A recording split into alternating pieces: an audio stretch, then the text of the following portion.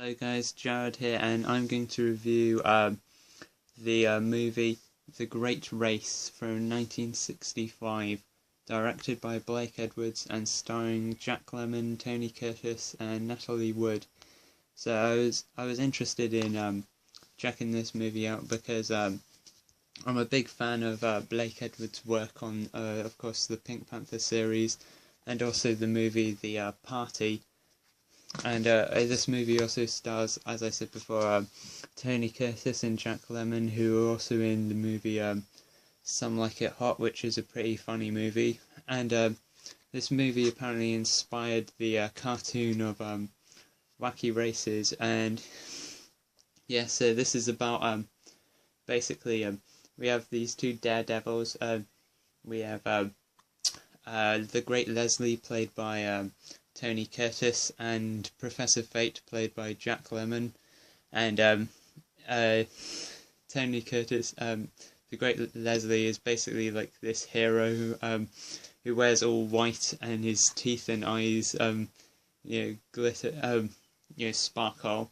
And Jack Lemmon is Professor Fate, who's like the big villain, and basically he always fails at doing the stunts, and he always tries and sets traps for the Great Leslie. And basically, so the Great Leslie decides that they'll have a race from New York to Paris, and then that's basically what the rest of this film is. And I'm so glad that I got this, because this is now one of my new favourite films. I mean, I think it's so sad that this didn't do so well when it first came out. It bombed at the box office, and I mean, but because I think Blake Edwards was really on a roll, because the year before this he directed A Shot in the Dark, and A Shot in the Dark and this are both two of my favourite films of all time now. So that he directed both of those just a year apart, is really impressive. And and this movie's runtime, it's 2 hours and 40 minutes long. 2 years prior to this, he directed the original Pink Panther movie, which I think the last hour of that film, the first film, is quite good, but then the beginning hour of it can be very boring at points, and and I don't think it needed to be that long. The first Pink Panther was like an hour and 50, and it felt like it went on for too long. This is long. This is 2 hours and 40 minutes, and I didn't think it went on too long at all. The only bit where I was bored was the opening credits scene.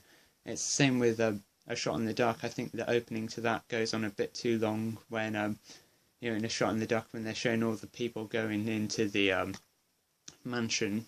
But at least with that and like the Pink Panther films, like the animation with the animation opening credits is like fun. This one, the credits are just shown, and usually comedies from this time, the animated opening credits are quite fun to watch. But the opening credits were really boring. But apart from that, it was completely fine. I mean, I was never bored once while watching this. And it does have an interval in the middle of the film because it is from the 60s. I imagine most people would probably fast forward through that. I'd recommend fast forwarding through the opening credits and the interval. And basically, it never seems to drag at all. The opening credits go on for too long, but the actual film itself, it totally deserves its long runtime. And so if you can tell, this is an American Blu-ray. It's region free, but it's an American one, as you can see, because it's thin, unlike UK DVDs, which are as thick as DVD cases. And also it says not rated. If you see there, that's like American. But this is region free. It works completely fine on this, and and I loved all the performances from Jack Lemmon, he really plays it up, and he's so much fun to watch. And I forgot to mention, we have Peter Falk as Max, who is Professor Fate's assistant, and basically, they're a lot of fun to see them together. At the beginning, it says for Mr. Laurel and Mr. Hardy, which I guess was done because Blake Edwards was a huge Laurel and Hardy fan, and Stan Laurel died the same year that this came out, and I definitely can see there is kind of a Laurel and Hardy between Max and Professor Fate, and I think a lot of the slapstick in this was also inspired a lot by Looney Tunes. It's very cartoony, when Professor Fate drops the bomb, but it gets caught on his wheel, and then he's basically in this flying double bike, and it blows up. That's a lot like a cartoon, really.